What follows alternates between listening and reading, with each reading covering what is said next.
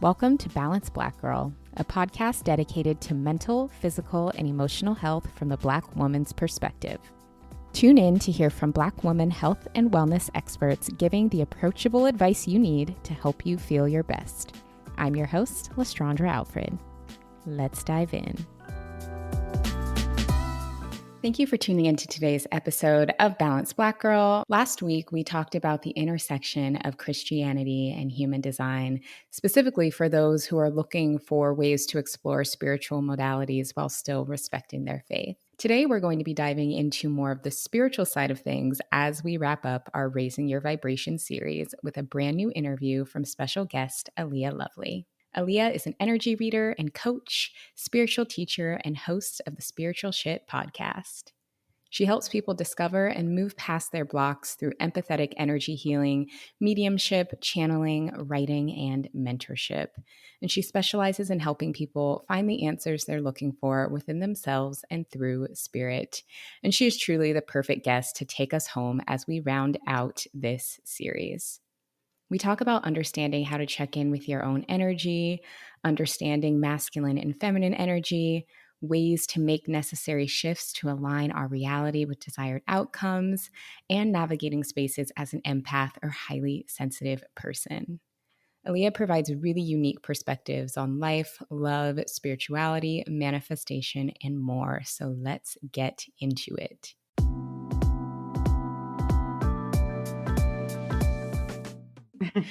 Alea, welcome to Balanced Black Girl. I am super excited to have you here because I've actually wanted to have you on the show for quite some time. And I'm glad that the time, finally aligned. Thank you. I'm so glad to be here. Definitely. So I learned about your work through Shirin, who is a mutual friend of ours, mutual friend of the podcast. I actually recently shared a rewind of an interview that she and I did a little while ago. So she's the one who introduced me to your work, but I would also love to introduce you to members of our community who are maybe just now getting to know you. So I would love to start off by learning a little bit more about your spiritual journey and how you came to be a spiritual teacher. Well, first of all, thank you for having me. And Shirin is absolute magic. Shout out to her. My journey is a long one, but the short version of it is I grew up, what I would call in a cult-like Christian background, very, very heavily into church, 4 days a week. And while I had, I would say, a decent childhood for the most part, besides the normal stuff like an emotionally unavailable parent and, all that kind of stuff. I feel like I was really immersed as like trying to do Christianity right. And so like it was literally my obsession, and everything that I did was surrounded on what would Jesus do and all this kind of things. But as a child, I had these, what I would have called at the time, curses. Where I was able to see spirits, ghosts, angels, whoever you want to cross or call them, and have interactions with spirits, have dreams that would come true, premonitions, and so on. So at first it was kind of like, oh, she has the gift of prophecy. She has the gift of, whatever. And then it was like demons are possessing her or demons are messing with her. And it became this like really scary, dark kind of thing.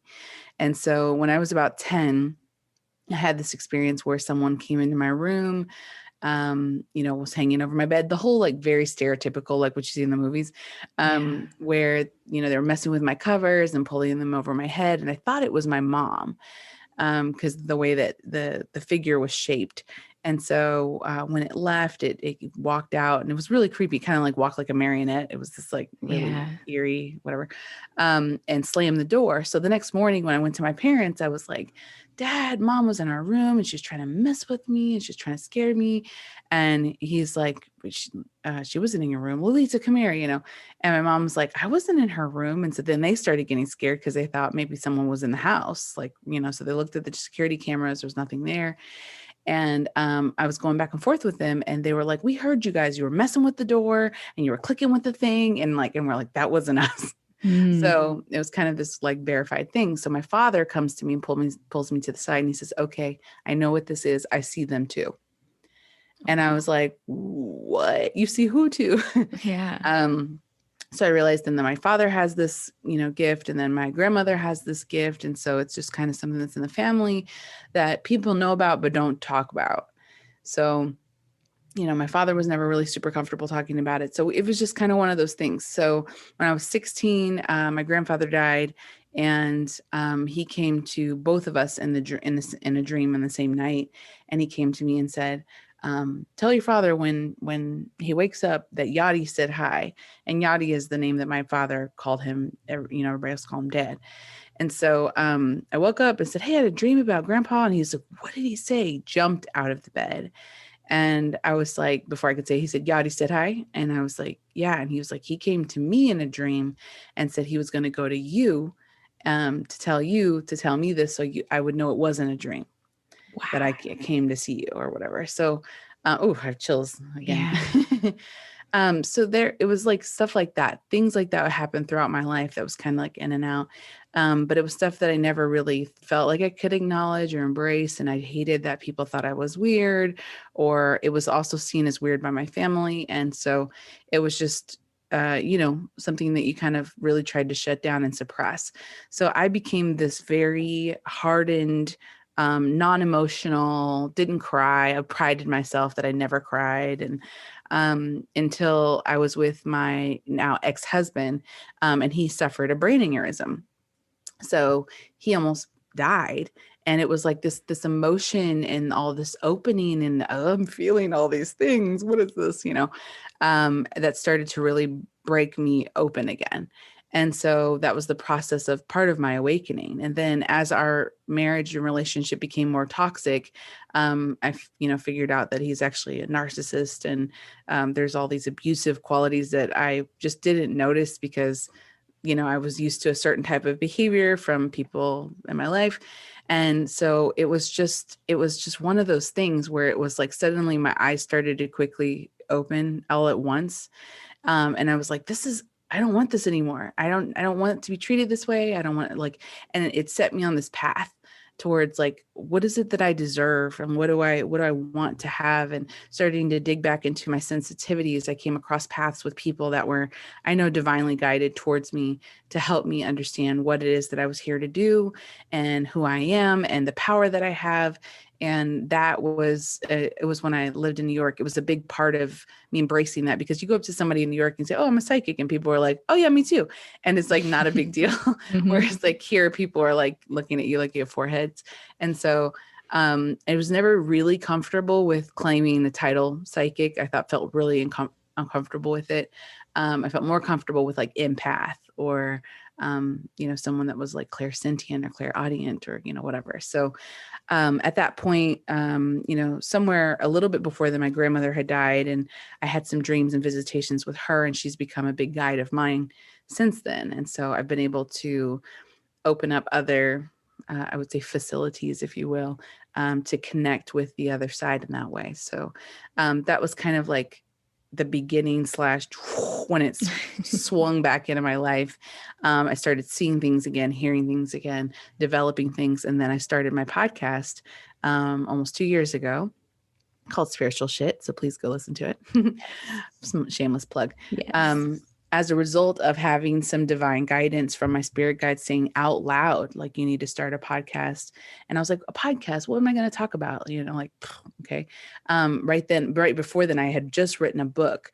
And it's funny, like the name of it escapes me at the moment. Me, Myself, and Why finding your other half is impossible before finding yourself.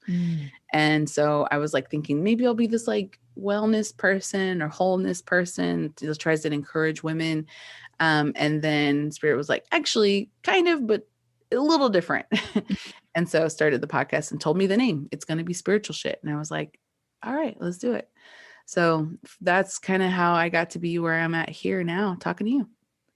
That was, I know that you said you were going to give us the Cliff Notes version, but I have to say that's the most like beautifully cohesive and yet still like perfectly Quick. detailed version. And I know that there's so much more to your story than just that, but even the progression that you just described, my mind is like, oh my goodness. And Thank I would you. love to dive into some aspects of your story a little bit more, particularly your experience leaning into your spiritual gifts after having a religious upbringing. Mm-hmm. In this community, we have people who are and just have various different points, either in their religious journey, in their spiritual journey. Last week on the podcast, before this episode, we talked about human design and Mm-hmm. embracing Christianity for folks who are maybe interested in including that modality, but are still of the Christian faith. I would love to hear more about your perspective, embracing your spiritual gifts while still having that religious background and what that looked like for you. Well, when I would say that currently I'm not a Christian. I would say I'm just a spiritual person. I do believe in a higher power for sure. I do believe in Jesus as well. I just have a different definition of what that may look like. But I think that having a religious background is different than having a Christian background. Mm-hmm. If I can, just make a distinguishing line there, because religion to me is the dogma part of it. You can have a belief system that's healthy and beautiful and your complete path, and that no one can take that away from you, and that should be something really beautiful that you practice. The what I experienced was religion, dogmatic. This is how this has to go. There was no empathy, no forgiveness. You're a sinner. You're going to hell. Like, there was a lot of let's go tell other people what's wrong with the way that they live, and it didn't sit well with me. And so, and in a lot of that, there are a lot of boxes that are having to be checked. And so when I developed these gifts or had these gifts or whatever, it was like, this doesn't fit in this box because it's not for the Lord, and there was a lot of judgment towards it. Like, you have to, if you're going to have this gift, you have to do it this way. And if you're not catering and being in church and doing this or whatever, then you're going to be taken over by the devil. Don't open the door, that was the big one. Don't open the door to anything spiritual, because like warfare will come in and kick the hell out of you. So it was always this scary thing. And I always felt, especially as a child, there is more to this than I'm being taught. And I feel like I'm being controlled. And I feel like a lot of this is keeping me from really blossoming in a beautiful way spiritually, things that I think that would benefit my walk with the Lord, if you will. And so when I took my my walk away from God, I became an atheist at some point, because I was like, I just can't get with how this is being told to me, and I Mm-hmm. can't seem to express myself spiritually at the same time, without being able to redefine what my belief systems are.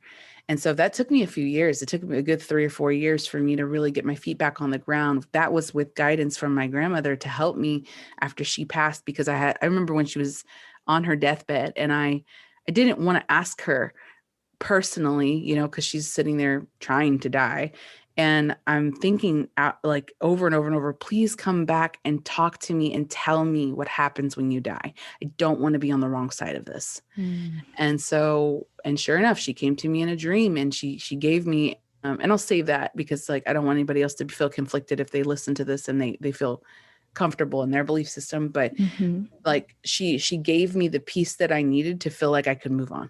Yeah. And that was really special. So for me, that's giving me an ability, and it's worked. It's taken some time for me to forgive my past and forgive, people who are probably well-meaning, well-intentioned, but I believe misinformed, and gave me an opportunity to express love to them still, and also walk on my own way, that helped me develop and utilize what I think is tangible for anyone to access. And we don't need these gatekeepers, of people telling you like, I'm the psychic or I'm the person. Or my mom is really like, about me using cards. Mm-hmm. I'm a card reader. So this is like Yeah. my full-time job besides the podcast.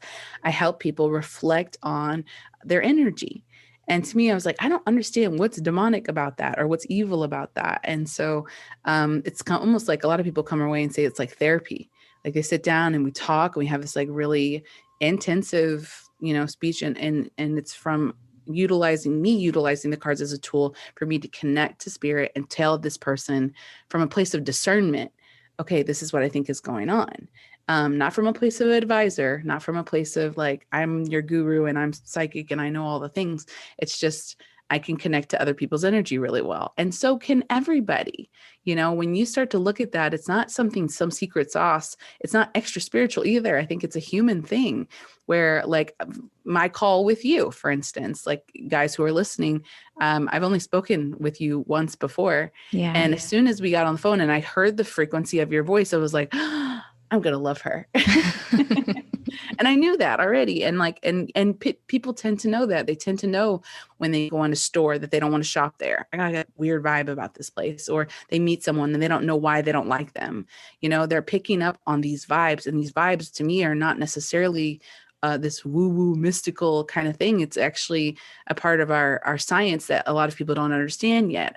Our hearts have an electromagnetic field that goes 6-7 feet outside of our bodies, our brain about 4. So our heart is actually the biggest spiritual organ, if you will, that helps us connect to the world, the auric world, the ethereal world, the energetic world. And so when we cross paths with another person and we connect and we swipe their energy, we get vibes, we get feelings. And, and that's not a weird thing. Yeah. So if you're able to embrace that part of yourself, you'd be surprised what else comes in, and how you're able to connect to other spirits, other entities. And some people are like, no, like, that's really scary. And I was there too at some point, really, really scared of those kinds of interactions. But what I learned is that, like, there's nothing to be afraid of. We've been taught for a long time to be afraid of these things because it was a measure of control. So that way we didn't access God in a way that other people had access to. It was a gatekeeper kind of thing. If I can tell, I'm the interpreter of what God said, back in the 80s when psychics call me now, had the 900 numbers and so on. It was like, there are these people who have these gifts, but like, we were taught that only certain people have these gifts. And I think that we're awakening in a time when everybody can recognize that they have these gifts. In fact, I just released a podcast today saying, do you have psychic gifts? Of course you do. And it's just about you leaning into them and developing them and believing in, not doubting yourself through that, like that intuition that's trying to come in.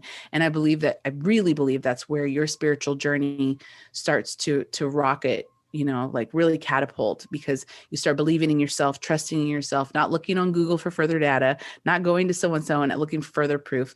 Like, you're in a place where you start to really understand that I am a spiritual being. I am a child of God. I am connected to the universe, and I am made of stardust, like, so if that's the case, then I should be able to connect in ways that allow me to utilize the information that's in the ether as a way to help guide me or make my life, even a little bit easier, help me help other people, and so on.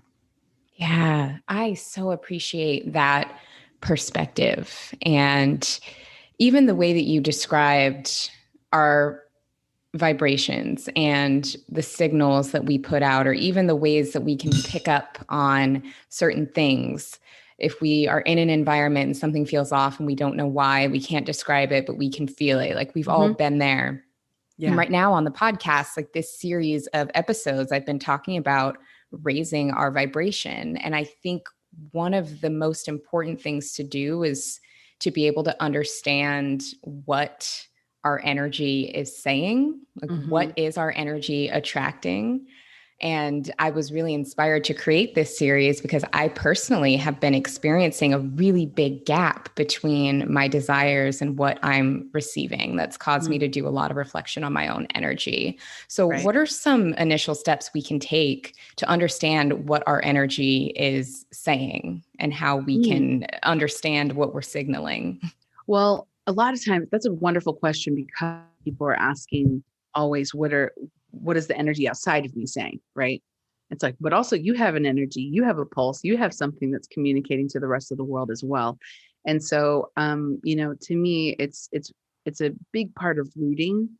Root, if you know the chakra system, it is the first chakra. It's the red one. It's the one that's like connecting us most to earth. And us being able to connect to our root in a more plain way, I would say self-acceptance, like connecting to yourself, learning how to center yourself, If you don't know yourself, you don't know your energy. If you don't know like what it's like to sit alone with yourself and what that feels like, then you can't know what it's like to be in the presence of someone else and someone else feel you. And so I had a year where I sat by myself for a lot of people did that during COVID, right? Yeah. I did that a couple of years prior before moved into this apartment by myself. And after my divorce, and I was like, okay, I just need to learn how to be, like, figure out who I am. What is it that I like? What is it that I don't like? How do I identify? Like, what are the things that bother me and trigger me? Or like, what are the wounds that I need to start working on? And I did a lot of introspective work thinking about energy. Because, for instance, if you think about energy like your bank account, Yeah. okay, like an investment, think of it like money. We have or should have a certain amount of budget, that we have per day that we utilize. And hopefully in the meantime, we're cultivating activities that essentially build us a surplus of energy, right? But often what people do is they spend their energy in places that they wouldn't or shouldn't invest in, that are bad investments, essentially. So we continue to drain our energy day after day after day after day. And then when it's time for us to cash out, we have nothing in our bank. Okay. So in that regard, we have nothing to offer other people. We are, maxed out, tapped out, irritated, triggered. Don't bother me, like, and this is where we get maybe a little bit more insight on our own energy, because it's like, if we don't have any to give, well, then what is it that we're attracting? You need energy to attract things into your life. Me and Sharon talk to death about manifestation. We have a course called Manifest Them. Go to manifestthem.com if you want to check that out. But where we talk about, our energy being a mirror, what it is that we attract into our own lives based off of the energy we're emitting. And so I had to look at myself. A good example is dating, right? I got out of this really toxic relationship, divorced. It was the only boyfriend I'd ever really had. Most of my life, I've always been the best friend. Guys always being like, I love Alea, but like, don't love you, Yep. And so I was like, why is it that I always end up being the best friend, but nobody's attracted to me or whatever? And so I made that a very personal thing, that I am not worthy of love. It's because I'm Black. It's because I'm this. It's because I'm that. I'm this size, whatever. And so I had all these reasons and narratives that infected my energy, that I believed then when I would come to the table in a dating situation or whatever, it was very clear that I didn't feel like I had very much self-worth.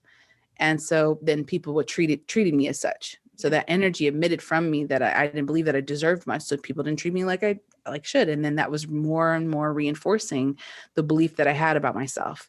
And so what then happens to a lot of us is that because of that energy expenditure, we then start to make up narratives around it, because it's like our ego starts to get used to, this is a pattern that I see in my life and I'm comfortable with this pattern. And it's better to have the devil that you know versus the devil that you don't. So it's better if we can predict behavior based on that pattern. So your ego would rather be right than your soul be happy. So we tend to go, okay, well, all men are trash and they're going to act like this. And I know when I go on this date, that person's going to be like this or whatever. And you come to the table with that energy. Are you not surprised that it ends up exactly how you said it was? Not because you're correct, but because you are essentially affecting the energy that's here, that's coming to fruition. You are the manifester of that cycle. And people that might, rub some feathers the wrong way, but like I had to look at that in my own self, because I was like, well, to a degree, people are trash. That's just life, right? Like some people just are trash. Yeah. Okay, I'm just gonna say that. But I don't have to continue to cross energetic paths with those people. Why do I continue to attract those people in my life? I think I'm a good person. I think I'm a good girl. Like, why is it that I continue to run into people like this? Well, guess what, Alea? My energy was saying, I am a vibrational match to this type of person.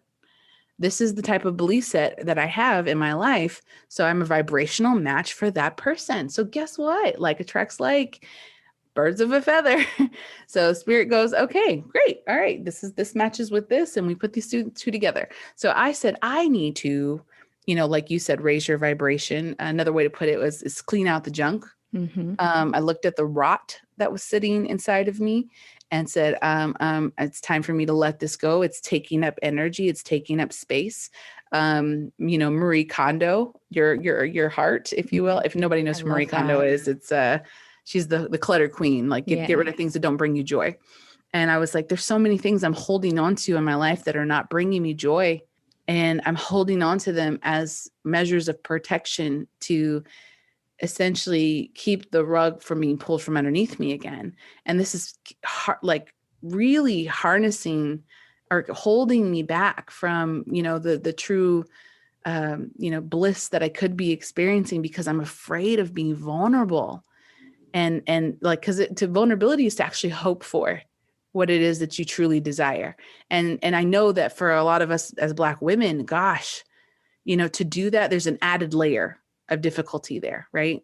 And so, I remember seeing this meme, I think we talked about it, where a woman said, I would love for people to never have to call me strong again. Yes. Oh, you're strong, or never to have to be called resilient. Mm-hmm. And, so there's that added layer of toughness, of protection, of I need to make sure, and, I'm going to stand and, in that energy of us from what's been the oppression and the discrimination and the trauma, the pure trauma that we've had to experience. So I'm going through all of that, having to sort through all of that and say, none of this brings me any joy. And while it is how I've experienced the world, I would like to experience something different. I would like to attract experiences that say, this doesn't happen to me anymore. I know my sister, I remember talking to her and I'm like, why does this happen to her all the time? Every time she'd go into a hair store, people would follow her, see if she's stealing or not, or whatever. She'd go in a store and, and it was because she's a very flamboyantly dressed Black woman. And I thought, this never happens to me, but I'm also not looking for it. And so like, I don't, and it could be happening, but I don't experience it anymore. And so I said, because this is something I don't want to experience. So I don't look for it. And like, while I'm not telling or, guilting anybody for anything, any trauma that they've been through, like, God bless you. But what I'm saying is that regardless of what's happened to you, do you want to hold on to that? Do you want to keep that? Does it serve you? Because typically it does in some way. Like we don't hold on to things that don't serve us. And so for me, mine was always like, I'm never going to have love. Had some very pervading narratives that I believe were keeping me from being able to manifest the kind of life I wanted. Because like I had said earlier, my ego wanted to be right. And I had these kind of protection narratives that if I, didn't allow myself to be vulnerable, then I wouldn't be able to get this thing. So when the year, like in 2019, I was kind of gearing up to go on this big travel year. And I was like, all right, I'm not shooting any weddings this year because I'm actually a photographer too. I'm not going to shoot any weddings next year. I'm going to take this year for myself to get to know myself. I'm going to travel the world. I'm going to do all the stuff, whatever. Hindsight, that was actually a great decision because I didn't have to reschedule 1,000 weddings, but that here or there. So I went on, this kind of pilgrimage for myself, and I had this dream that I was supposed to go to Bali. And so I went to Bali for 2 months, right as COVID kind of came down. And I went there by myself, not knowing anyone. And I said, I am going to heal while I'm here. I'm going to rest. I'm going to start to lean into my feminine energetic, which feminine energetic is just inward directed energy and instead of outward directed energy. Masculine energetic is like, I need to do, I'm going to work, I'm, whatever. So you get the point. But, and I spent time there trying to really get intimate with my energy. Like, what is it that I'm emitting into the universe? What it is that I'm magnetizing in my life?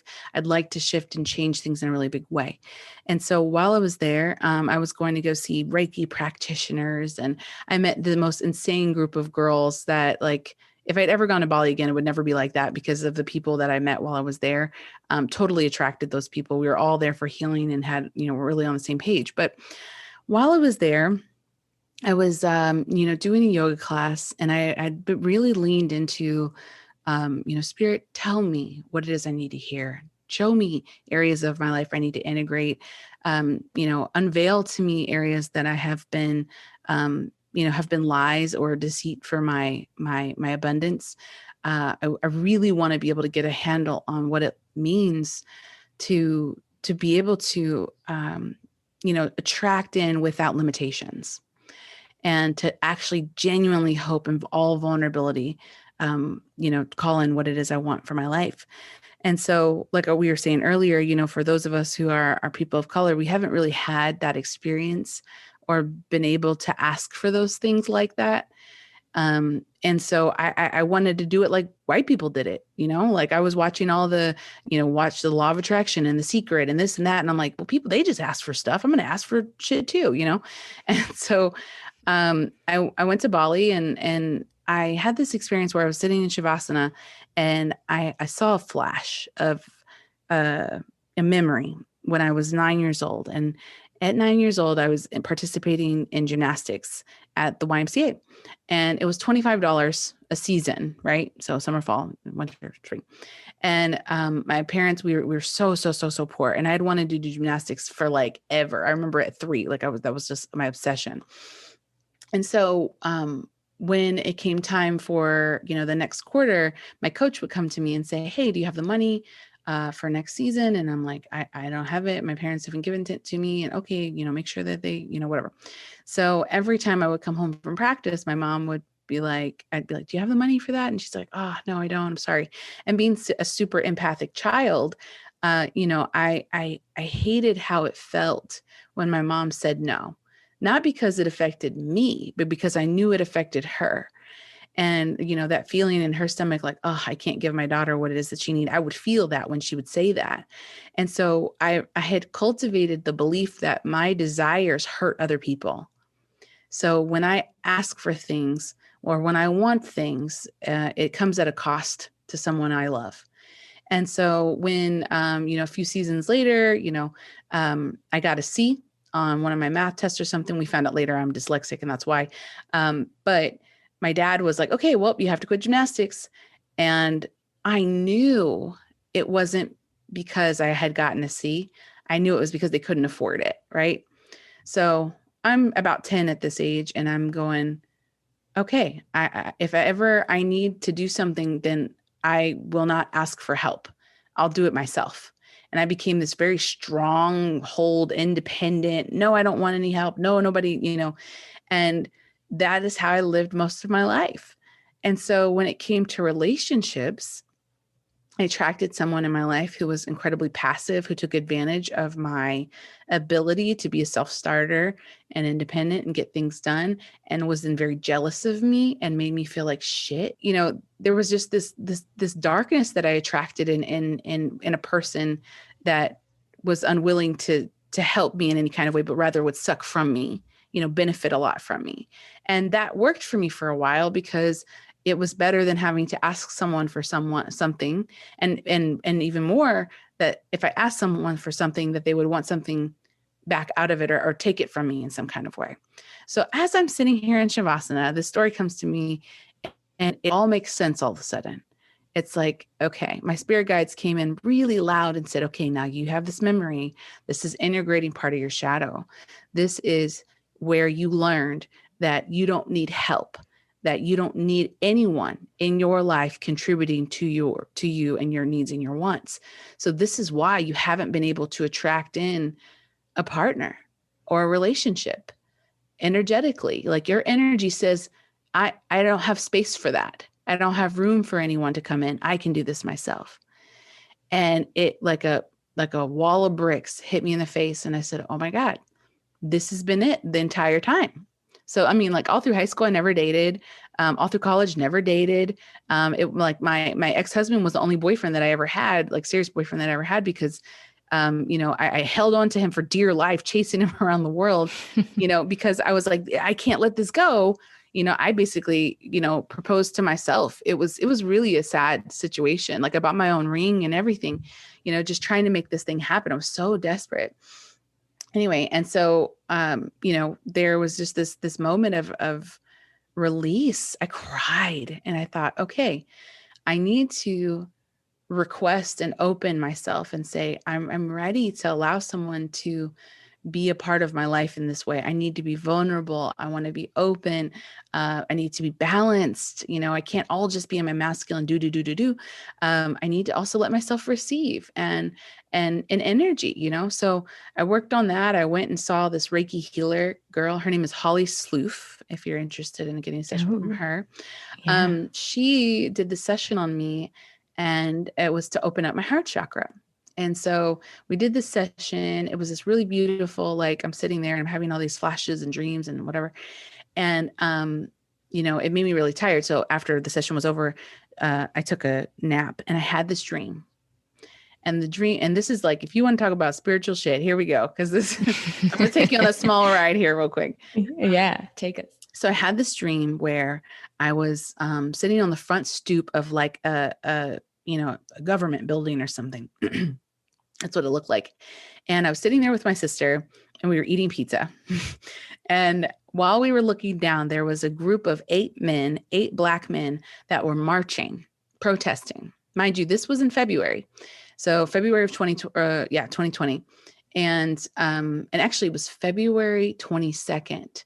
And so that's 222, which is an angel number for partnership and, relationships, by the way. Sorry, side note. So I was having this dream and there was 8 Black men marching. And so they kind of pivot and start to come up the stairs. And when they come up the stairs, they, are starting to, bother us a little bit, but, I'm like, what do you guys want? Whatever. And the guy in the front says, would you come inside with me? So we walk inside. Mind you, the Reiki session that I had, she'd said that pulled out that I'd had this past life where I utilized my womanly guiles, if you will, to get what it is that I wanted. I was high up in society, higher upper echelon or something like that. And I utilized my sex appeal to get men to do things that I wanted as far as like being able to maintain power of some kind. So this was maybe my karma or something like that. That's what she said. So it's important to the dream. So when we go inside of the building, it looks like this old French saloon, kind of like, the really big, beautiful rooms in France or in Victoria in England or whatever. And so he said, may I have this dance? Mind you, we're in like Jordans and hoodies and stuff. And so I said, okay. So we started doing this dance, and the way that we are dancing is much like how they dance on like Bridgerton, Pride and Prejudice. And so I remember our hands were up against each other. We weren't touching each other's bodies, but it was like this very sexy kind of dance. So then he says, will you join me in the back room? So we go in this back room. The back room's all red. And I'm like, okay, we know what happens here. And he was like, do you want to have sex? And I was like, I knew it. I knew you were going to be this kind of guy. And I knew you were going to blah, blah, blah. And he said, no. You have me wrong. Do you want to have sex? Or do you want your equal and capable partner? And I said, I want my equal and capable partner. And he says, well, then wait for me. And it was kind of like, and then I woke up. Oh my goodness. Kind of like a calling into, a lot of these like kind of relation shits that I had, or, situationships that I was having because I was lonely or because I was like, okay, well, maybe this guy or maybe that, whatever. And he's telling me, no, wait for me. And so it was this really like jarring, visceral dream. So anyway, I call the friend who did the session for me and I was like, whoa, I had this insane dream after our session. This guy telling me to wait for him. He kind of looks like this. So I sent her some pictures of some celebrities that I could find really quickly. And so she was like, well, then that's a sign. That's a sign. You need to lean into that. So fast forward to June, George Floyd, right? Yeah. And the trauma that we experienced, one person after another person, after another person, after another person. And it had gotten to the height at that point. So I got on Bumble, not to date, but to talk and check in with Black men. Because I know the type of work that I do. And I know that our community doesn't seek out therapy as much as they should. And I said, okay, well, let me go and talk to some people and just check in and see how they are. So I checked in and I found this guy named David. And I said, how's your heart, King? And he was really taken aback by that response. Like, wow, like that, nobody asks that kind of question. I had no agenda, no expectation, no like, is this going to be the one? None of that. I was just there to be of service. And and open and vulnerable in that exchange. So we met up, and as soon as I saw him, I was like, holy fuck, that's the guy from the dream. Oh my gosh. It's the guy from the dream, and I'm freaking out internally. And I'm like, Yeah. don't show your cards, because don't let him know that you're crazy. And so, and I do remember when I walked up to him, he immediately gave me a hug. And I remember pulling back and looking at his hands. And I was like, oh my God, this is the guy. I'm getting chills even saying it now. Yeah. So he was like, oh, it looks like we're both cancers. And I was like, we're both cancers, really? And he's like, when's your birthday? And I'm like, July 18th. And he's like, mine's July 19th. And I'm like, what? So it was all these things that we ended up having these syncs around. And, to cut the story a little bit shorter, 10 days later, he told me he loved me. And then, we were in this kind of whirlwind relationship, if you will. 6 weeks later, we decided we wanted to have a baby together, which also sounds crazy, but I was unsure. I was sure. I was like, this is the guy. So get even more spiritual here. I had what I believe I had a past life with him. So when I met him, I knew his energy. I was like, we've been here before. Like, it was like so easy. Like we just have this connection. That's just, I'm so thankful for. But the connection that we had previously, I believed, was in Cairo, in Egypt. So I had never told him about that, because I was like, let the crazy come out slowly, like don't scare him away yet. And so we ended up having a pregnancy scare. Period was late. And so I at first was like, really like, oh my God, this can't happen or whatever. And then when we found out it wasn't, I wasn't pregnant, I was almost a little bit sad about that. And, he was like, well, what would, you name your child? And I was like, well, I never let myself think about it, because I've always had fertility issues. I have endometriosis, I have PCOS. Doctors always said, like, you're going to need actual assistance in order to have kids. You have fibroids, like the whole deal, right? You can't have kids, basically. So I never let myself think about it. So he's like, what do you think about the name Cairo? And I'm like, huh? And it just like a world of chills came down my body. And I thought, oh my God, it's him. It's definitely him. Okay. Yeah. So a few weeks later, I said, all right, well, I'm just kind of looking for a sign, to know that that's the right thing for us to do. Things to feel complicated still. And, I just want to make sure that this is the right choice. And I asked for a sign in that moment. At 30 seconds later, I'm scrolling through my Instagram, and Tia Mowry shows up on my feed. Now, I don't follow her. I do now, but I didn't follow her at the time. And she came up on the Explore page. So I clicked on her, whatever, for whatever reason, no idea why, clicked on that and scrolled through, clicked on a random post that was like, I don't know, months old. And it's her with her husband and her child. And she's like, TBT to my 5-year anniversary renewal. We like to renew our vows every 5 years, but we didn't on our 10th year anniversary because I was way pregnant with Cairo. And Yeah. I was like, I threw my phone. I was like, you asked for a sign. And that was like, that was the sign of signs. That was the biggest sign I've ever received in my fucking life. But I threw my phone, and he was like, you have to listen to that. Like, you tell your followers, you tell your people, like, they need to listen to signs. Like, okay. And I'm like, all right, well, let's do this. I said, but here's the deal. We'll try for 1 month. And if we get pregnant, we'll know that this was like an ordained thing. This was supposed to happen. She or he's supposed to come in. If it doesn't happen, we'll wait a year. And he was like, okay. And I got pregnant on the first try. Oh my goodness. So now I have this beautiful baby girl who's 3 months old, and who just the love of my life. And motherhood has been a really, really difficult road, I'll say, but a really beautiful one. So all that to say, like, that whole journey of, healing that needed to take place and the manifestations that came through it and from it was as a result of me opening myself up to what could have been possible and asking for the top. Not settling for what I thought was feasible, not trying to protect myself out of fear, keeping myself from getting hurt.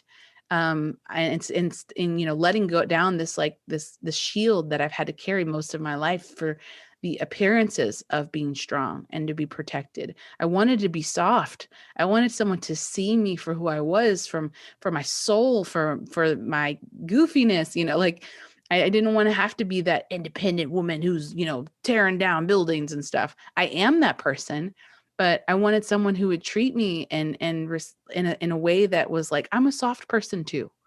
Yeah. But I had to be soft to attract someone who was able to come in, to make space for someone who says, I got that for you. Don't worry about that. I'll get the door. I'll get this. I'll get that. And it was really hard for me to accept at first. Cause I mean, David, that's his whole thing. He wants to show up. Let me show up and show you I'm capable, and I wasn't used to having that in my life. And so that was also a shift that I needed to happen, as we became in a more serious relationship. Like, I still have struggles with like, no, I can take care of it. And he's like, drop it. Like, okay, fine. So it's been a really beautiful process and progress, and being able to discover that, when you ask for things, ask with your full heart, ask with your full intention. Don't ask with maybe I'll have, or that could be, or whatever. And don't ask from a place of scarcity either, because you'll just find yourself in that same cycle where you'll say, oh, see, I knew that wasn't going to work out for me. Like, I had to truly open my heart and say, okay, this is possible. I will wait for what it is that I truly want, and understand that I'm not going to sit over here and dilly dally with this boy or this person, or, it's like you ask for this 4-course meal and you're over here snacking on pretzels. And it's like, save the perfect analogy. Your appetite for the real deal here. Okay. Yes. Because if you don't, when it shows up, you won't be hungry. You won't recognize it. And that's something that I had to learn, because I had been snacking, not just like as far as relationships goes, but also abundance, like on jobs that I didn't want, friendships I didn't want, experiences I didn't want. And I was snacking on these things because they seem feasible and they seem close by. But these weren't things that I ultimately truly really desired. So I had to make space. I had to Marie Kondo and throw that shit out. And it made space for the most beautiful manifestations I've ever had in my life. And that is my testimony. At the turn of the season, I love hitting the reset button. Fall is coming, and it's time to declutter our spaces, clean out our closets, and hit inbox zero. And if your hair is a little overdue for the same treatment, it's time for the Clarifying Detox Shampoo from Way. Lately, I've been putting a lot of stress on my hair, going a little long in between washes. I even ventured back into heat styling and have been using some pretty heavy products, so my hair is ready for a reset. The Way Detox Shampoo is my go-to clarifying treatment. It gets my hair and scalp clean without drying out my curls, leaving my hair soft and without any product residue or that dry, squeaky clean feeling. Instead, after using the detox shampoo, my hair feels clean and nourished. It's perfect to use weekly to neutralize product buildup, get rid of oil, dirt, and hard water from your hair and scalp without stripping away any moisture. The Way Detox Shampoo has a combination of apple cider vinegar and keratin, which exfoliates and balances your scalp. It also smooths frizz and creates a lustrous shine. It's perfect for however you like to wear your hair, whether that's natural, relaxed, heat styled, or in a protective style. And don't worry about the apple cider vinegar. The shampoo smells incredible and has the Way's signature Melrose Place scent, which is my personal favorite. I actually also really love that perfume. And I promise your hair will not smell like vinegar. Explore their full collection of cruelty, sulfate, and paraben-free hair care, body, and fragrance products. When you're ready to undo some damage, hit the reset button with the Way Detox Shampoo. Go to theouai.com and use the code BALANCED to get 15% off your entire purchase. That's theouai.com, code BALANCED. Oh, my goodness. Now I have chills, even though I'd listened to your podcast and I'd heard it before, or heard when you told it on your podcast. Still hearing you retell it in real time, it just is such a beautiful story. And there's so much in that I can relate to wholeheartedly. The independence, the feeling like needing things does a disservice to others, and the snacking, and I have not yet received my manifestations, but can relate to so much that space that you were in before. And it Mm. just makes me feel very hopeful It is and possible. inspired. It is possible, Yes. girl. Yes. I apparently have a much longer lead time. People say that, and I kind of giggle a little bit because I was like, man, I've been waiting for like 10 years. I was in that terrible, awful relationship, Yes. waiting for that person to come. And I was like, well, I made my bed, so I have to stay in this relationship, being abused and whatever. Like, spirit was just, I mean, I believe God, spirit, or whatever was trying to get a hold of me and say, claim what it is that you desire, and it'll be yours, ask for what it is that you really, really want.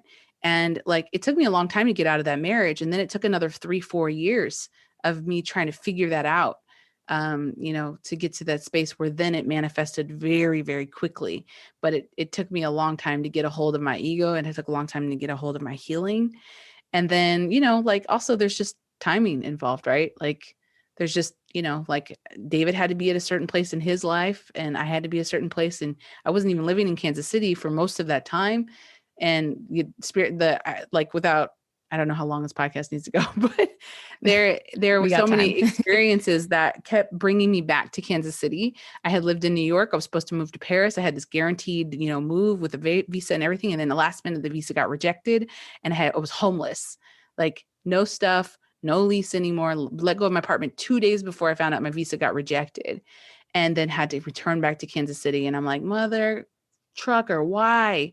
Like, I'm just like, I know that my person is French and he lives over there, and so it was all of that, like, just trying to bring me back over and over and over so I could be in the right space in the right time to make that manifestation happen. And a lot of times when we think bad things are happening in our life, it's our spirit guides or God or whoever you identify with trying to make the way, Yeah. trying to clear the path. And we think that some of these things that we've lost, oh, these are huge devastations. I lost this job, or I lost this. It's like making space for what it is that you're truly asking for, if you're willing to ask for it. Yes. Oh, I love that. And I think that that's such a big takeaway, as this series on the podcast about raising our vibration comes to a close with this conversation is, are we holding on to things that are keeping us down and Mm. keeping us lower, and creating space for us to call in the things that we want, take up the space we need to take up, and vibrate as high as we're looking to vibrate. Mm-hmm. Yeah. And I would Yeah. add one more thing, because a lot of times people get really caught up in the idea that they are low vibrational, Mm-hmm. and that sometimes causes like low self-esteem, I would say. Yeah, I've had that. I've very recently I've had to work through that. Yes, yeah, it's coming up a lot lately. I've seen. I would challenge people to think of it as denser vibration versus Yeah, lighter I like vibration, that. because denser isn't, like, people. I guess people think low of themselves. I had someone say, I hate my lower self," and I was like, wait, what? No, that's your human self. Like, you should love all parts of yourself and integrate, but recognize that think about a shadow. Shadow gets darker as it gets brighter outside, right? So Mm, no one is one thing. Like, we are multidimensional beings. And so as the sun gets brighter, as you become more healed and more enlightened and more aware, you will find deeper and darker shadows in yourself. So you are always kind of throttling between the two of being in light and happy and space and, all that stuff, and then really getting real with the dark and the dense. And that's okay. Like, I believe very firmly in being able to integrate those two pieces, because we are light and dark. We are, black and white, if you will. And in order to raise that vibration, think of it as a range, right? You will yeah. start to throttle between a different levels of range, different frequencies of range. And healing is not linear, it's cyclical. So you may come back to some of these things in order to master them, not because you haven't made progress, not because you're a low vibrational being, but raising your vibration is, in a sense, is letting go of shit that's holding you down. Yes. So are you willing to take the trash out? That's all. Yes, exactly. Oh, yes. I love that. I love that reframe so much. Thank you. One of the things that I would love to touch on, and you mentioned it briefly, but I would love to talk a little bit more about it, is about leaning more into our feminine energy, because that was a part of your story. I did do Manifest Them, the course that you Oh, have with did Sharon, you? which is great. I did. Amazing. I'll link it in the show notes too, so that everyone can check it out, because it is a really fantastic course and definitely helped me work through a lot of blocks. And I had Oh, some that's really wonderful. beneficial breakthroughs for sure. But I really loved the emphasis on understanding how to embrace our feminine energy. And so I'd love to talk a little bit more about the importance of that for manifestation and how we can tell if our feminine and masculine are off balance. Well, this is wonderful because I believe for a lot of people who identify as women in our society, we've been taught and told to be like men. Yeah. And I know this is going to sound controversial, but the idea of I believe feminism is for us to be equal, not for us to be the same. And Mm-hmm. so in our energies, I believe, take this with a grain of salt, but I believe that, most people that identify as women tend to have a more feminine, energetic, slanted comfort of energy. We all have both. It's the yin and yang, right? We all have all of these frequencies inside of ourselves, but the ones that we reside in more comfortably depend on what our soul is orientated towards, right? This has nothing to do with gender, by the way. I just want to re-emphasize that. Yeah. So what typically happens, the reason why it's probably named feminine versus masculine energetic, is that the feminine wants the inward directed energy. So we are wanting to be more receiving, more receptive. The feminine energetic way to drink coffee is for the taste and the experience versus the effects of it for the efficiency, right? And so what we've been taught is that part of our nature is not valuable to our society. It's not valued to take the scenic route anywhere. It's like, what's the quickest way? What's the fastest way? What's the most efficient way? And we've gotten out of balance. And I can say almost probably 99% of my clients are way over in their masculine energetic, trying to push and force and make shit happen, right? And that's not a bad thing. It's just that when we spend predominantly more of our time on that side, we don't get the benefits and the balances of the receiving mechanism that feminine energy brings to us. So the feminine energetic, where that resides, we get intuition, right? In order to get messages from beyond, you have to be in a receiving place. And so, in order to let your spiritual gifts come in, again, you have to be in a receiving place. And so, a lot of the people that I coach, especially when it comes to relationships, are in this I need to force and make happen. So they find themselves with people that tend to be really passive because what like attracts like, but also opposites attract, right? Especially Mm-hmm. and the reason why I say like attracts like in vibrational frequency attracts each other. But when we come to relationships, we tend to attract the opposite as a way to polarize ourselves. And polarization is the attraction factor, right? So I always had the problem where I was growing up with loads and loads and loads of guy friends, but no guy friends wanted to actually date me, and I could not ever figure that out why. And it's because I resided so much in the same energy that they had, like attracts like, that they were like, she's one of the boys, she's my buddy, she's cool. And but not having any sexual attraction because there's no polarity. It's think of magnets, right? Yeah. Magnets of the same charge uh, repel each other. Like you Yeah. can't even touch them together. You have to turn on the other side, and then they attract each other. So in that, I was noticing that okay, if I am in this place where when I'm dating, if I'm dating like it's my job, and if I'm going out, I mean, like, and this isn't you have to just apply to relationships. This can apply to your normal day life, your work life, even as well. Like a lot of us, even those of us who are mothers, like mothering is a masculine energetic uh, energy, if you will. And a lot of people don't Mm-hmm. assume that because they think like, well, no, it's the feminine energy. Clearly, no. Like when you got to get stuff done and multitask and make sure you're keeping a human alive, your masculine energetic is like of prime importance during that time. And so like it's a masculine energetic thing to have to be in that position. But it's about balancing the two, because if we can't get into a place where we allow people to help us if we allow people, us to take the scenic route to things, if we allow ourselves to be in a space of receiving, that's like someone offering you help. Oh, no, I got it. Don't worry, I'll do it. It's the difference between willing something into being and allowing something into being. And while some people may think that those are similar, they're actually very different in energy. If I'm willing something, I'm forcing it, I'm making it happen. It's outward directed energy versus if I'm allowing something to happen, I'm in a more patient stance. I'm more willing to see how this goes and no expectations. And I'm relaxed about this, right? People like that used to annoy me because I'm like, come on, did you have somewhere to be? Like, like, hurry up. Like, Yeah. some of my family, they're from the South and they talk really slow and I'm like, speed it up, let's go. Anyway, but to say that for most people, because of our society and the world that we live in, they're imbalanced in their masculine energetic because that's been what's been taught to be more valuable.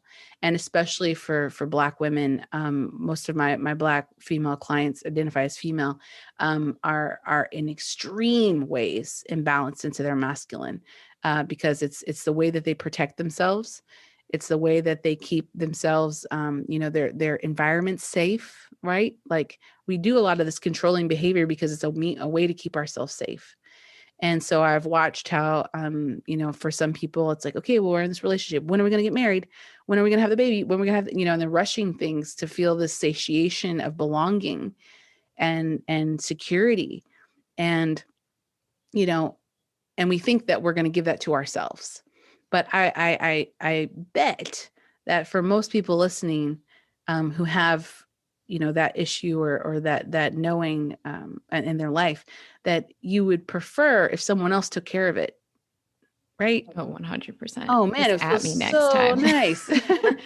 Just to have that off your shoulders, to have that burden released, to not have to worry, to have someone else pick where you're going to go eat. Like everybody makes fun of, women for not choosing food choices. And I said, well, that comes from, women wanting to be empathically, like wanting to please, not empathically. I would say societally, that's been encouraged to us to be like, oh, make sure that the other person, it's where they want to go too. Totally. But it's also like wanting someone to make the choice for them, not because we can't, because that's a misconception too, but because it's nice not to have to. It's an energy expenditure. Yeah. It's going into our bank account to have to think about what it is that we're going to do. For me, I hate scheduling, right? I hate it. I'm coming to terms with this, and I'm getting really good at being able to send people an Acuity link, which is like changed my life. But that back and forth of like, oh, what time? Oh, maybe this time. Oh no, I'm not free this time. I can't do this time. Like, it doesn't matter who it is. It's just always something that's an energy suck for me. And so in that same way, it's because that my feminine energetic doesn't want to do that. Yeah. Like I just want to show up and be there, and then everything's already taken care of. That's not who I've trained to be, but it's who I'd like to be. One last thing that I would love to get your perspective on, and you mentioned this a few times, was about also having the energy of being empathic. And I think for those who are either an empath or maybe identify as a highly sensitive person, that's how I identify. I don't know if I'm fully an empath, but definitely highly sensitive person. How, knowing that about ourselves, can we also navigate spaces and protect our energy when we're very sensitive and easily susceptible to other people's energies and the energies around us? Well, first, I would like to say it is my belief that everyone is an empath, but we are trained out of it, essentially. So we are born empathic and born sensitive and born intuitive and born connected. And we're taught that, we're gaslit and oh, you didn't see that, or oh, you didn't feel that, or whatever. And so we learn how to put up these walls to our ability to feel as a means to be able to survive in our world. And so what I do believe is that, everybody's empathic to some degree, and that you can redevelop those sensitivities. Highly sensitive person, HSP. I'm also one of those, and I'm also an empath at the same time. Empathic to me is just another way to say clairsentient. You're clear feeling. You're able to clearly feel what other people are feeling through a significant amount of empathy. Some people have the perspective that empaths are actually people who've had traumatic childhoods or had, an unstable parent or emotionally unavailable parent, because you learned really easily how to anticipate the needs of others very quickly as a means to protect yourself.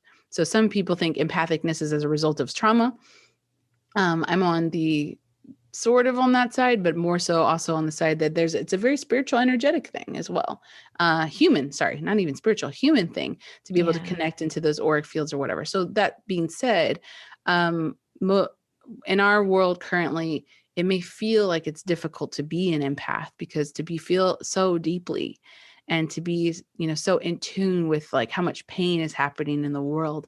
And also then, have that cross over your electromagnetic field and you feel it too. It's like, I don't want to be bogged down by the troubles of the world every single day.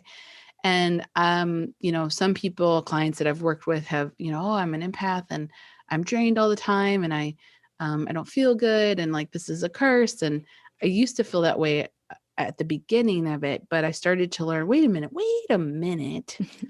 This is like a goddamn gift. Okay. To be highly sensitive, to me is if I can utilize it, it's information. And the information that is coming to me that can help and aid me in some type of situation. So, for instance, my HSP shows and manifested in sounds. I'm misophonic. So like certain sounds really, really, really bother me. Yeah. And I learned that that's because I have such a high attunement towards frequency that like my throat chakra is wide open. And I have this connectedness with writing, speaking, and listening, hearing. And the way in which I speak to my grandmother and other spirits that come through and whatever, they come through my ability to hear. So certain sounds really bug the hell out of me because there are frequencies that I'm highly attuned to, and then others that are very misaligned for me. And so I said, okay, once I can understand my sensitivities and not think of them as a burden, not think of them as something that's costing me anything, but I can use them to my benefit. Oh man, things changed really fast. In addition to that, I started to learn a little word called boundaries. Yes. And boundaries were so important because as empaths, sometimes we tend to be, I would say it can coincide. It's not synonymous, but people pleasers. Because we can feel the weight of the world, we want to help. We want to do something. We want to help fix it, because if we can fix someone else's pain, then we don't feel in pain. Because those of us who are clear feeling, it's like we want to fix the problem so we don't feel bad. It's almost selfish, right? Yeah. Everybody paints empaths as like, oh, like they're this wonderful, like angelic presence that's here to grace us on the earth, which we are. But we can be highly manipulative because it is the purpose in which we need to feel better. We need not to feel drained. We might take on partners that are narcissistic. I did, because it's like kind of the perfect storm. They tend to attract each other somehow. Yeah. But in that, it's like, okay, now I'm in this perfect storm of trying to have to, please this other person so that I can feel better. And the narcissist goes, wonderful, you're giving all this shit away, I'll take it. And it continues over and over. So boundaries are really important to be able to recognize the people, like I said, again, about the bank account, who you're investing in and where that energy is coming from. Because as empaths, our energy, I believe, gets expended a lot faster. Yeah. Because we're sensitive to those things. So certain sounds, I noticed that like becoming a mom was really difficult for me as an empath, because there was, first of all, that lack of sleep almost killed me. And I say that laughingly, and I say that seriously. Yeah. Because there were moments that I was like so disconnected with my child, because I was like, I just can't function. The screaming, like it would make my whole nervous system like tight and light up. My neck is still in knots from that first month. Yeah. I really need to go see a massage therapist, but Yeah. just surely from the energy, the sensitivity to the energy I was feeling. And so, I say all this because it's like we may at the beginning think that this is a curse, but we need to come to a place where we recognize it as a gift. What information can I glean from what I'm sensitive to? What do I notice that other people don't notice? What do I pick up that other people don't pick up? For me, it was like I could hear, when people weren't talking, what they were kind of saying. Not like I'm hearing their thoughts, but their feelings. And so my funny story, my partner is an empath too. So we were sitting in bed a couple of weeks ago, and I was listening to the fan, and the fan makes this really terrible noise. And I was like, God damn it, we got to turn on the AC unit to essentially override the sound of the fan. It was really hot that day. And he, without me saying anything to him, he goes, uh-huh. And I was like, uh-huh, what? And he was like, we need to turn on the AC unit. And I was like, how do you know? You know? And there have been times where, like, I mean, I know something's going on with him, something's going on with me. There are plenty of people that I've called and been like, hey, you've been on my mind. So is everything okay? And they're like, oh my God, everything fell apart today. So there are things that you notice because you're sensitive, and that should be a good thing. Yeah. So, like we just got through cancer season. I'm a Cancer, and everybody paints it like cancers are the criers. And I resent that. Because they're like, cancer season, and I was like, well, all you guys are crying. I'm over here laughing because it's the best season ever. Thank you. But what I'm saying is that cancers tend to be penned as empaths. They tend to be sensitive as water signs. And that there's this idea that we're always crying and we're too sensitive. And like the society makes fun of us because, and other empaths, not just cancers, but because there's this sensitivity that people aren't comfortable with. To have feelings, to speak your mind, to be vulnerable, to be in a space where you can feel hurt. And that requires vulnerability, but vulnerability actually to me is a superpower. It's a rawness, it's a depth that allows people to be attracted to you. It allows people to feel like they can trust you. It is the vulnerability, like me and you talking right now. I'm sure there are plenty of people that are like, we could be their best friends because we're talking in ways that expressing who we really are, like that warrants trust. Yes. Garners trust. And so that to me is the gift. And so if you're an empathic person, you're finding you're drained all the time and you just feel like, oh, I feel too much and it's too hard. Look at it's a shift, a reframe of perspective to me, because I started to get energized by the things that I noticed that other people didn't. I started to become energized by, my sensitivities and how they can work for me instead of work against me. And I started to learn very quickly about how good it is to have good boundaries, to not take on people, invest in people, try to fix people. Stop doing that. That we cannot control. So once I let go of that, again, the Marie Kondo comes up, then I greatly increased the amount of energy I had on a daily basis. And it allowed me to be able to utilize my empathicness as a gift instead of feeling like it was a burden. The reframe of a gift instead of being a burden really, really lands. And I really appreciate that reframe. I know that we shared that for the audience, but I also feel like I personally really needed to hear that really landed, because I have really struggled with allowing myself to tap into a space of vulnerability as someone who is a very sensitive person. I, from a young age, felt a need to be very stoic. And a lot of that was from my upbringing and from having adults in my life who were very well-meaning, but almost couldn't handle if I was ever upset or if anything ever happened, they would fly off the handle about it instead of helping me work through feelings and solve problems, and also felt very responsible for the feelings and emotions of adults around me at a very young age. And so my way of coping with that was stifling my own emotions and holding them in as much as possible until I just reach points where I just can't and then blow up. And, it's really not the healthiest thing. But over the past few years, I really learned to start unpacking that and expressing what does, crying look like for me. I am totally one of those people who complains about cancer season and complains about Pisces season, because it does. I do. I'm like, why am I over here crying? What is this? I actually had this epiphany probably about a month ago. It was during cancer season where I just had a bunch of stuff built up that I was just crying. I was letting it out. And at first I was like, what's going on? Because I truly only associated crying with either somebody dying or being on my period. Like I'd gotten that disconnected from my emotions that to me, those were the two times to cry. And I was like, well, neither of those things are happening right now. So what's going on? Yeah. And that was a big wake up call of it's okay to cry during other times too. Yeah. And also like the energetic healing that happens when you cry, it's to Yeah. release. It's again like decluttering. You have a lot of Yeah. feelings and things that have been holding up that where people are ashamed of crying, but like, hey man, that is a type of healing that is accessible to us at all times.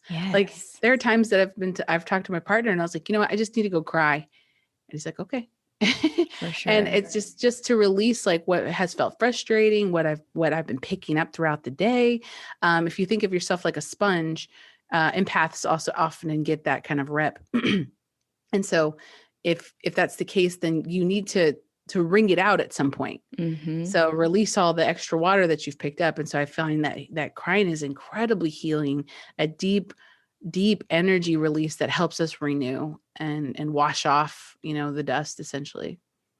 Yeah, that reminds me a lot of my younger brother who, I mean, not this is not an astrology podcast or an astrology episode, but as a fun fact, he's a Pisces sun. And Mhm. I remember when he was younger, maybe you know what I'm talking about. There was this old Rugrats movie. It was the Rugrats in Paris, which Yes. was like this very sad movie. And there was this part in the movie where Chucky was sad because he didn't have a mom. And every time we'd watch the movie, my brother would just start just crying and he was just so Oh. sad for Chucky. So I remember at one point saying, do you want me to turn it off? Do you want me to fast forward it? And he goes, no, I need my cry. And Oh, he was maybe wow. like 3 years old saying that. Mhm. And I was maybe like 10 or 11 or something, a lot older, and was not that in tune with my emotions. And that was something that I always really admired about him was his ability to just express how he felt no matter what. And just you talking about us sometimes needing to do that and needing to bring out that Yeah. sponge kind of reminds me of that story. Yeah. 100%. Yeah. So I could learn something from y'all water sign people. Can I ask what your sign is? I'm a Leo sun. Oh, yeah. So welcome season. You and Yes. Sharon. Yes. Yes. That's why we get along so well. Mhm. Amazing. Alea, thank you so much. I feel like this episode just had so much juiciness and so many beautiful takeaways and perspectives and just nuggets that I will be continuing to reflect on and think about. And I appreciate, gosh, everything that you shared. So, how Thank you. can our audience work with you? How can they continue learning from you? How can they keep in touch with you? First of all, thank you so much for having me. This was a beautiful experience for me as well. And you can find me at thelovelyaLea.com, ALEA. You can find me on Instagram at thelovelyaLea as well. And then on patreon.com/thelovelyaLea, where I post like my behind the scenes interviews and we have free workshops and so on. You can also work with me at manifestthem.com and download our workshop. And you can also find me on spiritual shit. So I'm talking to people about spiritual things all the time. And you can also book a reading with me. I do card readings at thelovelyaLea.com as well. So Amazing. We'll have all of that linked in the show notes. So it's super easy for people to find you and work with you and support your work. Thank you so much for joining me today. thank you, honey. I appreciate it. Oh my goodness.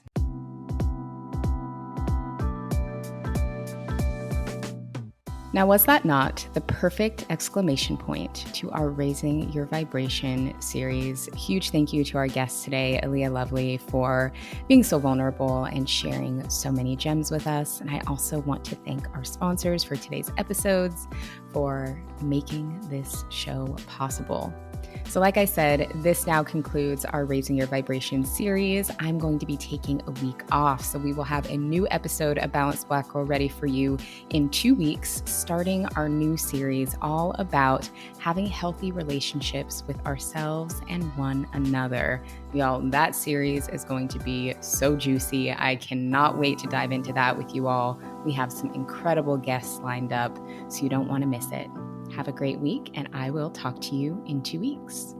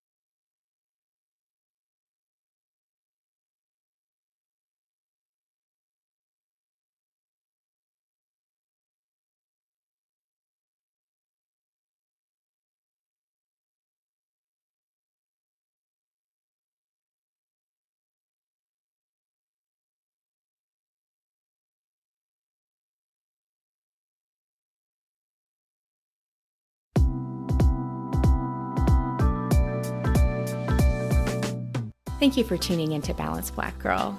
If you enjoyed this episode and feel called doing so, we would really appreciate a rating and a review on Apple Podcasts. And don't forget to check out the show notes and more offerings at balancedblackgirl.com.